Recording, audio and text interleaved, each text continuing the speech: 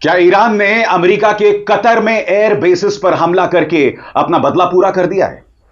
America ने Iran के 3 परमाणु ठिकानों पर हमला किया था, जिसमें ईरान को कुछ बहुत ज्यादा नुकसान नहीं हुआ। और देर रात, जैसा कि आप इन तस्वीरों में देख सकते हैं, ईरान ने कतर में मौजूद अमेरिका के अल उदैद एयर बेस पर हमला किया। आसमान में आप देख सकते हैं किस तरह से उसकी मिसाइलें यहां पर दिखाई दे रही हैं।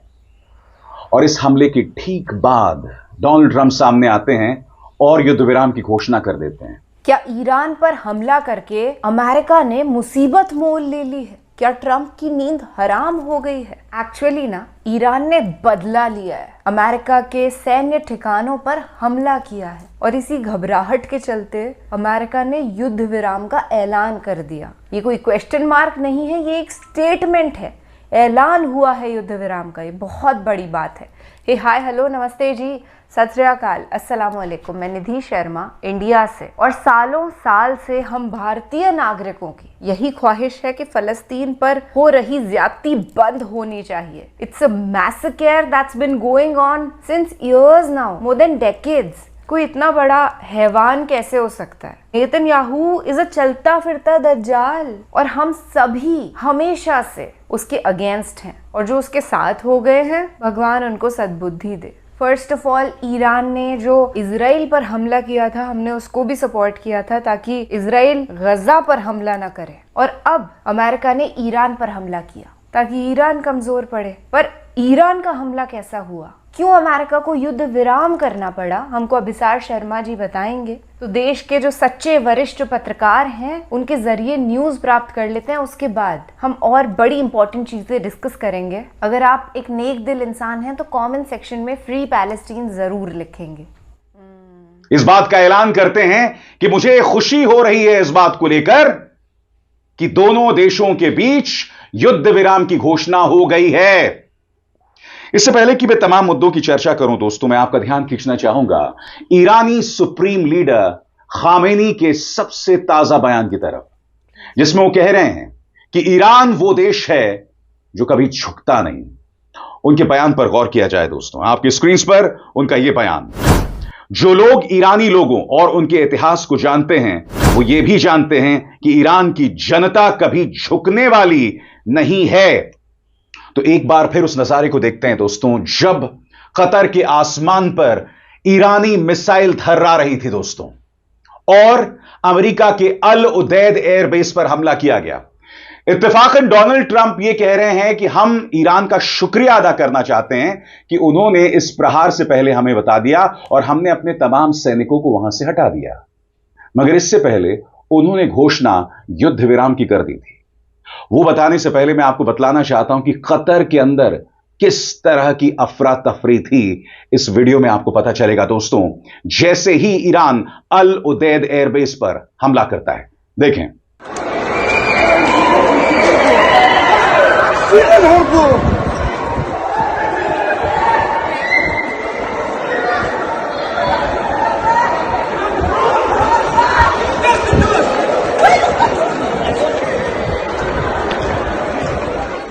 इस हमले के ठीक बाद डोनाल्ड ट्रंप जो है वो ये ऐलान करते हैं, जिसमें वो ईरान और इस्राएल में युद्ध विराम की घोषणा कर देते हैं।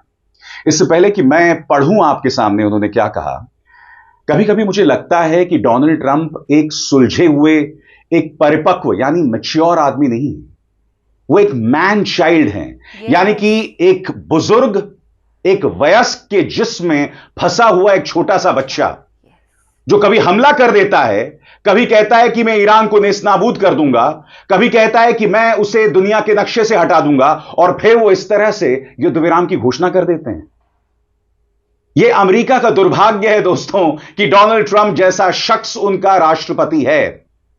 बहरहाल, मैं आपको बतलाना चाहता हूं कि उन्होंने क्या ऐलान किया है, और हां, मैं आपको बताऊंगा कि क्या कह रहे हैं ईरानी विदेश मंत्री। उनके शब्दों में, इस वक्त हम युद्ध विराम पर एतबार नहीं कर रहे हैं, हम इस्राएल की तरफ से देखेंगे। अगर इस्राएल बाज आएगा तब जाकर हम युद्ध विराम की घोषणा करेंगे। क्या कहा डोनाल्ड ट्रंप ने, इस पर गौर किया जाए। सभी को बधाई, इस्राएल और ईरान के बीच पूरी तरह सहमति बन गई है और अब एक पूरी और अंतिम सीज फायर लागू होगी लगभग 6 घंटे से, जब इस्राएल और ईरान अपने जारी अंतिम मिशन पूरे कर लेंगे। इसके बाद 12 घंटे की सीज फायर शुरू होगी और उसके बाद इस युद्ध को आधिकारिक रूप से समाप्त माना जाएगा। आधिकारिक रूप से ईरान पहले सीज फायर शुरू करेगा, फिर 12वें घंटे पर इस्राएल भी सीज फायर शुरू करेगा। 24वें घंटे पर इस 12 दिन के युद्ध का आधिकारिक अंत होगा, जिसे पूरी दुनिया सलाम करेगी। हर सीज फायर के दौरान दोनों पक्ष शांतिपूर्ण और सम्मानजनक रवैया अपनाएंगे। यह मानते हुए कि सब कुछ सही तरीके से होगा, मैं इस्राएल और ईरान दोनों देशों को इस युद्ध को खत्म करने की हिम्मत, धैर्य और समझदारी के लिए बधाई देना चाहता हूं। इस युद्ध को हम 12 दिन का युद्ध कह सकते हैं। यह ऐसा युद्ध था जो सालों तक चल सकता था और पूरे मिडिल ईस्ट को तबाह कर सकता था, लेकिन ऐसा हुआ नहीं और अब कभी नहीं होगा। ईश्वर इस्राएल को आशीर्वाद दे, ईश्वर ईरान को आशीर्वाद दे, ईश्वर मिडिल ईस्ट को आशीर्वाद दे, ईश्वर अमेरिका को आशीर्वाद दे और ईश्वर पूरी दुनिया को आशीर्वाद दे। डोनाल्ड ट्रंप का यह बयान था। मगर बड़ा प्रश्न दोस्तों, क्या डोनाल्ड ट्रंप ने इस बात की घोषणा इसलिए की क्योंकि ईरान लगातार उसके बेसिस पर हमले करने की ठान चुका था? हालांकि अल उदैद एयरबेस पर जो हमला हुआ उसे मैं काफी हद तक एक फिक्स्ड मैच मानूंगा, क्योंकि अल उदैद एयरबेस है कहां? कतर। कतर और ईरान के रिश्ते कैसे हैं? सौहार्दपूर्ण, दोस्ती वाले। यानी कि ईरान यह संदेश देना चाहता था कि क्योंकि तुमने हमारे परमाणु ठिकानों पर हमला किया, हमें ज्यादा नुकसान नहीं हुआ, कोई जान माल का नुकसान नहीं हुआ, लिहाजा हम भी अपनी जनता को बताने के लिए तुम्हारे सैनिक बेस पर हमला करेंगे। और इस हमले के बाद ईरान ने क्या घोषणा की थी? कुरान की आयत का इस्तेमाल करके इस पर भी गौर किया जाए। जिसने तुम पर हमला किया है, तुम भी उस पर वैसे ही हमला करो जैसा उसने किया है। ईरान के न्यूक्लियर ठिकानों पर अमेरिका के खुले और आक्रामक हमले के जवाब में ईरान की ताकतवर सेना ने कुछ घंटों पहले कतर में मौजूद अमेरिकी एयरबेस अल अदीद पर मिसाइल हमला किया।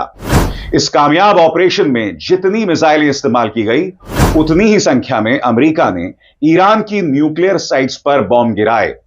ईरान ने जिस अमेरिकी बेस को निशाना बनाया, वो कतर के रिहायशी इलाकों से काफी दूर स्थित था।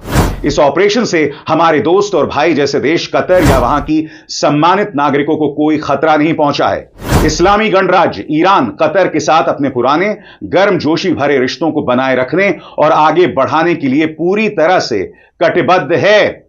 और मैं आपको बतलाना चाहता हूं दोस्तों, अल जजीरा भी इस बारे में कह रहा है। मैं चाहूंगा आप उनकी रिपोर्टर की करीब 1 मिनट की इस बात को सुने। वो बता रही हैं कि कतर को चुना ही इसलिए गया क्योंकि कतर के ईरान के साथ अच्छे रिश्ते हैं। पहले से चेतावनी दे दी गई थी और आपको याद होगा कतर ने कल ही अपने एयर स्पेस को बंद कर दिया था। क्यों बंद कर दिया था? क्योंकि कतर को ईरान शायद बतला चुका था कि हम अल अदीद एयरबेस पर हमला करेंगे। उससे पहले अमेरिका ने भी अपने सैनिकों को हटा दिया था। इसलिए मैंने कहा दोस्तों, यह फिक्स्ड मैच दिखाई दे रहा है। सुनिए अल जजीरा की रिपोर्टर क्या कह रही हैं। The Qataris have condemned this action, and they say this is an attack on their sovereignty, and it is within their right to respond accordingly.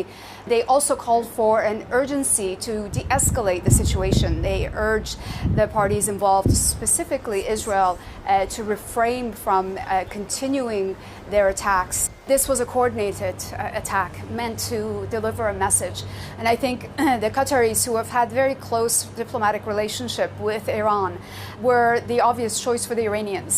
They trust the Qataris, and this was seen as an effort to really minimize the damage and impact of this attack. And of course, we have to remember this Al Udeid airspace is the largest airbase for the US military in the Middle East. So again, the Iranians using every opportunity to deliver a message of defiance and strength, and clearly relying on friends and allies in the region to do that, and Qatar, of course, being one of the main allies of Iran.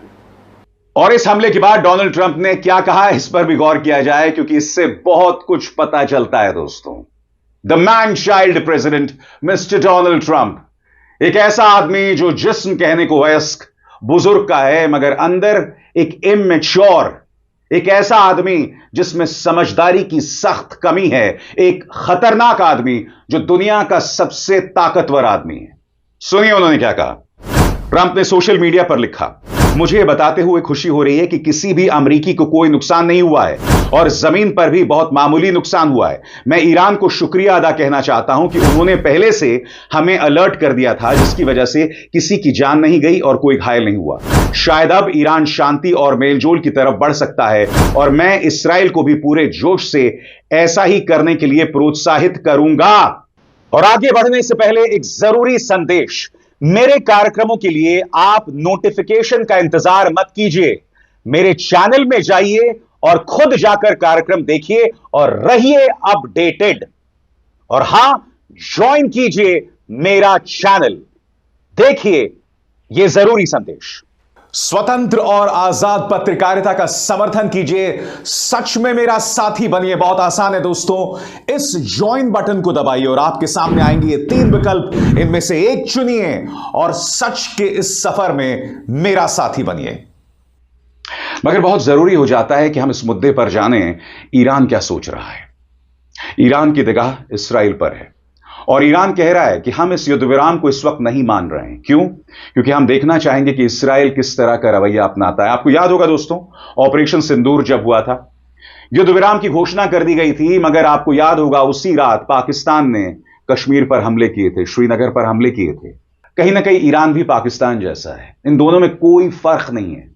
और इसके लिए मैं आपका ध्यान खींचना चाहूंगा, क्या कह रहे हैं ईरानी विदेश मंत्री अराक्ची। आपकी स्क्रीन पर उनका ये ट्वीट आप देख रहे हैं, जिसका मैं हिंदी में अनुवाद कर रहा हूं। ईरान के विदेश मंत्री अब्बास अराक्ची का कहना है कि सीज फायर को लेकर कोई औपचारिक समझौता नहीं हुआ है, लेकिन अगर इसराइल अपने गैर कानूनी कार्रवाइयां सुबह 4 बजे तक रोक देता है तो तेहरान भी हमले रोक देगा। यह बयान तब आया है जब अमेरिकी राष्ट्रपति डोनाल्ड ट्रंप ने दावा किया कि इसराइल और ईरान के बीच 12 दिन की जंग खत्म करने के लिए सीज फायर पर सहमति बन गई है। और हुआ भी वही, जैसा कि आप इस मानचित्र में देख रहे हैं। यह जो पूरा लाल हिस्सा है, यह तेल अवीव के आसपास का हिस्सा है, जहां पर ईरान ने मिसाइल से हमले किए। यह पूरा रेड हिस्सा जो है वो बतलाता है कि किस तरह से ईरान ने युद्ध विराम के बावजूद इसराइल पर हमले जारी रखे हैं और इसराइल भी लगभग यही कर रहा है। इजरायली डिफेंस फोर्सेस ने इस बात का ऐलान अपने ऑफिशियल ट्विटर हैंडल पर भी किया। उनके 2 संदेश हैं आपकी स्क्रीन पर। पहला संदेश, for the third time in the last hour, Israelis are currently running to shelter due to another missile launch from Iran। यानी कि तीसरी बार, पिछले 1 घंटे में तीसरी बार आम इसराइली जो है वो अपनी जान बचाने के लिए दौड़ रहा है, क्योंकि ईरान एक और मिसाइल हमला कर रहा है। साथ ही इजरायली डिफेंस फोर्सेस ने इस बात का भी ऐलान किया कि सायरन की आवाजें आ रही हैं, क्योंकि ईरान ने एक और मिसाइल हमला कर दिया है।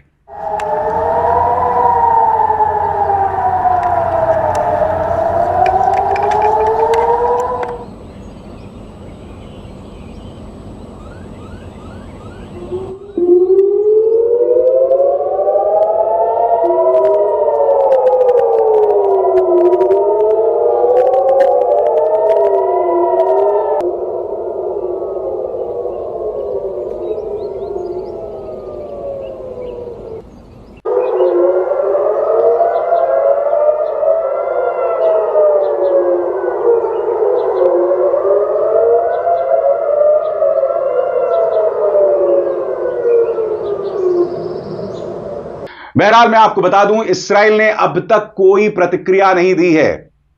इसीलिए अराक्ची कह रहे हैं कि पहले हम देखना चाहेंगे कि इस्राएल क्या करेगा, उसके बाद ही हम कोई कदम उठाएंगे। और इस्राएल पर बिल्कुल भी एतबार नहीं किया जा सकता इस संदर्भ में, आप जानते हैं। बड़ा प्रश्न, क्या ईरान इसलिए सहमत हो गया क्योंकि उसकी मिलिट्री ताकत, सैनिक ताकत कम हो रही थी? CIA के पूर्व निदेशक लियोन पेनेटा का यह बयान बहुत महत्वपूर्ण है। हालांकि यह बयान पूरी तरह से अमेरिका के लिहाज से है, क्योंकि लियोन पेनेटा जो हैं वो उस वक्त CIA के डायरेक्टर थे जब बराक ओबामा राष्ट्रपति हुआ करते थे। और लियोन पेनेटा क्या कहते हैं, इस पर गौर किया जाए दोस्तों।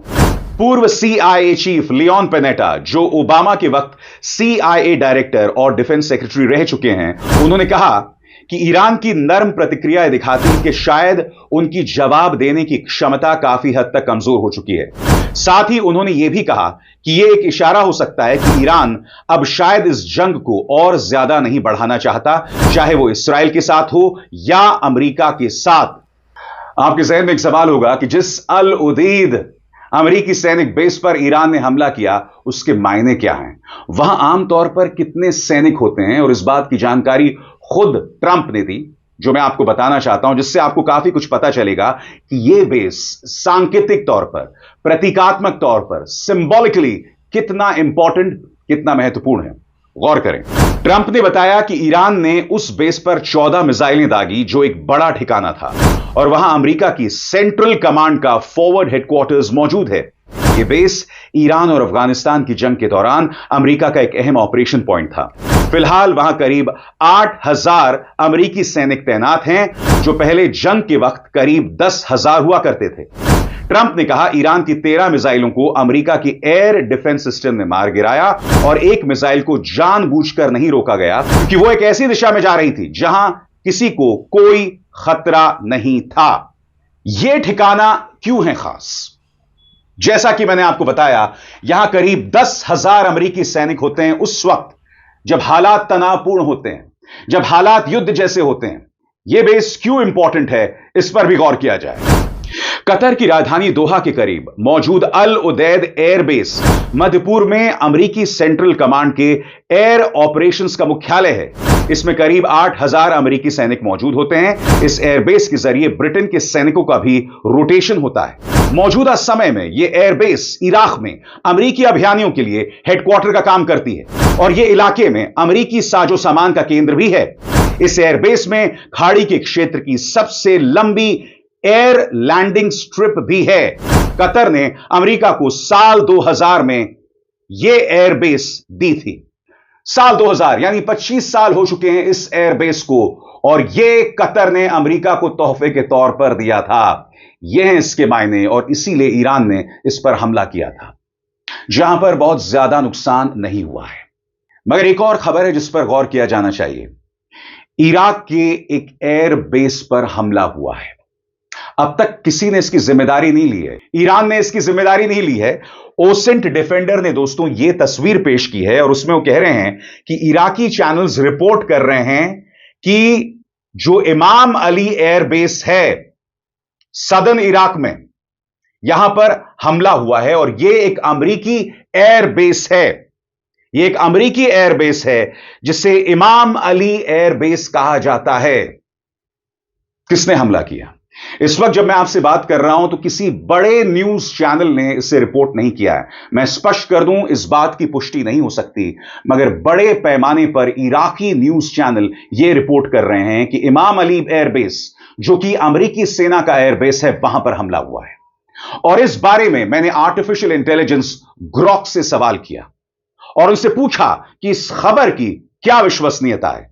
तो इसके जवाब में ग्रॉक ने मुझे क्या कहा, क्योंकि देखिए दोस्तों, दावा यह किया जा रहा है कि एक और अमेरिकी एयरबेस पर हमला किया गया है, और उसके ठीक बाद डोनाल्ड ट्रंप युद्ध विराम का ऐलान कर देते हैं। कहने का अर्थ साफ है दोस्तों, डोनाल्ड ट्रंप डरे हुए हैं। उन्हें इस बात का डर है कि ईरान और उससे जुड़ी संस्थाएं, उससे जुड़ी प्रॉक्सीज अमेरिकी बेसिस पर हमला कर सकते हैं। तो जैसे मैंने कहा कि मैंने ग्रॉक से सवाल पूछा और ग्रॉक ने क्या जवाब दिया, इस पर गौर किया जाए। मंगलवार 24 जून 2025 को सुबह 7:07 अभी तक ना तो अमेरिका, ना इराक और ना ही ईरान की तरफ से कोई आधिकारिक पुष्टि या ठोस सबूत मिले हैं कि ईरान ने सीधे तौर पर आज इमाम अली एयरबेस पर हमला किया हो। हालांकि उपलब्ध जानकारी और संदर्भ के आधार पर इसे हम थोड़ा सरल भाषा में समझते हैं। पहला, इमाम अली एयरबेस पर रिपोर्टेड घटना।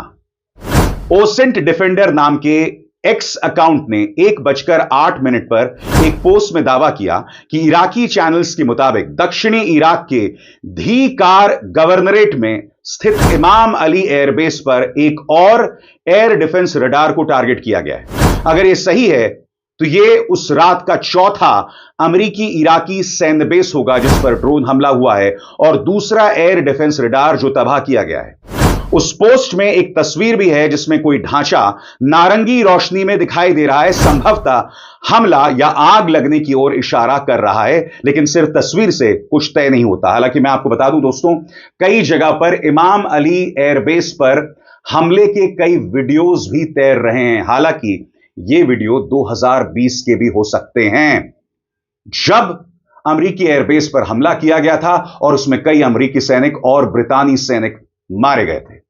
ग्रॉक आगे क्या कहता है, इस पर भी गौर किया जाए। पोस्ट में टुनाइट, आज रात का जिक्र है, जो यूटीसी टाइम के हिसाब से है।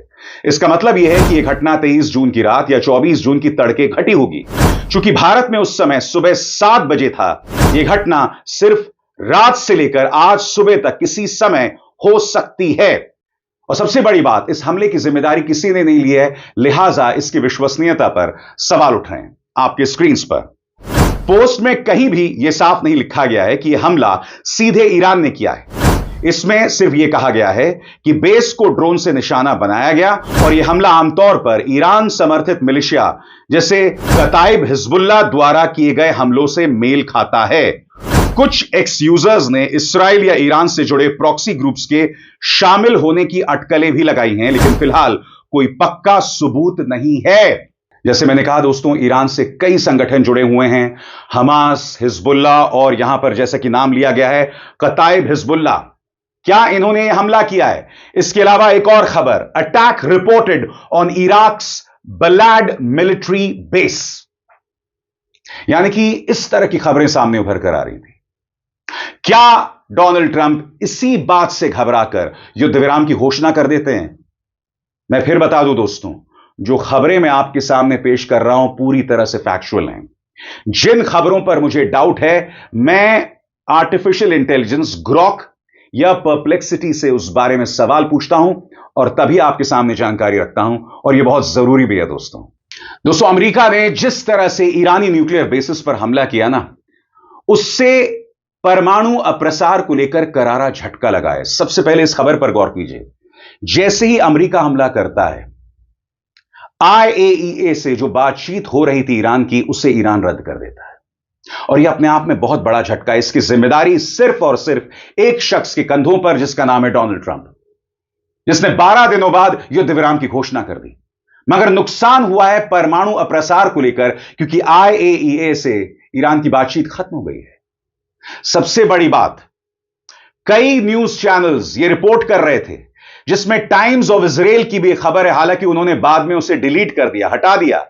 और इस खबर के मुताबिक इस्राइल और अमेरिका दोनों ईरान के साथ युद्ध विराम की कोशिशों में लगे हुए थे। इस्राइल चाहता था कि युद्ध विराम हो जाए, क्योंकि उसके इंटरसेप्टर्स खत्म हो रहे थे, उसके मिसाइल्स खत्म हो रहे थे। और मैं आपको बतलाना चाहता हूं, जिस खबर को टाइम्स ऑफ इजराइल ने हटा दिया है, उस खबर में क्या जानकारी थी जो अब मैं आपके सामने रख रहा हूं। इस्राएली अधिकारियों का कहना है कि उन्हें लगता है कि वर्तमान सैन्य ऑपरेशन अब खत्म होने के करीब है और अगले कुछ दिनों में ईरान के बचे हुए टारगेट्स पर हमले पूरे कर लिए जाएंगे। उनका मकसद यह है कि ईरान पर दबाव बनाया जाए ताकि वो फिर से बातचीत की टेबल पर लौटे और अपने न्यूक्लियर प्रोग्राम को हमेशा के लिए छोड़ने का वादा करे।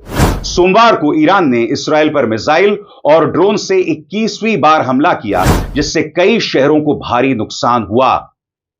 और इन्हीं हमलों के बाद इस्राएल अमेरिका से बातचीत करता है कि युद्ध विराम की कोशिशों को तेज किया जाए। और अब आप देखेंगे दोस्तों, तेवर किस तरह से बदल रहे हैं।